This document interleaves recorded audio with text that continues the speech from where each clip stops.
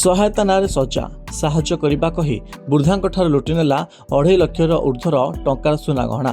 ଏଭଳି ଘଟଣା ଘଟିଛି ବୈଦ୍ୟନାଥପୁର ଥାନା ଅନ୍ତର୍ଗତ ବ୍ରହ୍ମପୁର ଏମ୍କେସିଜି ବଡ଼ ମେଡିକାଲ ପରିସରରେ।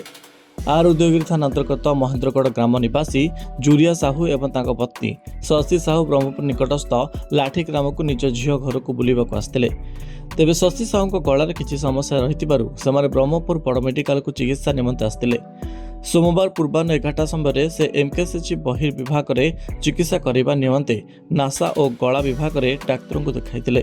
तेबे डाक्तर किसी औषध परीक्षा करने निमंते परामर्श देते। एही समय वृद्धा दंपति केउं स्थान परीक्षा हेब और औषध केउं स्थान मिलिब से नहीं जानि पार नथिबा बेले जଣେ दुर्बृत्त तांको सहाय्य करने बहाना वृद्धा पिंधिथिबा सुना गहना पर नजर पकाइथिले और तांको एही स्थान में परीक्षा निरीक्षा करने एमकेसीजी मेडिकल निदान केन्द्र निकट को नहीं। सेठे वृद्धा शशि साहू बेकरे थिबा सोनापत्री माली और कानफुल झिका को जबरदस्त बाहर कर चंपड़ मारिथिला। लुट होइतबा सुना गहना ओजन प्राय 26 ग्राम अधिक हेब बोली जଣାपड़ी। एने जुरिया साहू और तांको पत्नी शशि साहू बैद्यनाथपुर थाना रे लिखित अभियोग करथिले। खबर पाई थाना पुलिस घटनास्थल पहुंची तदंत आरंभ करिछि। तेबे सरल वृद्धा को सहायता करने बहाना एभली लुट घटना सहर चांचल्य सृष्टि करिछि। ब्यूरो रिपोर्ट निश्चय न्यूज।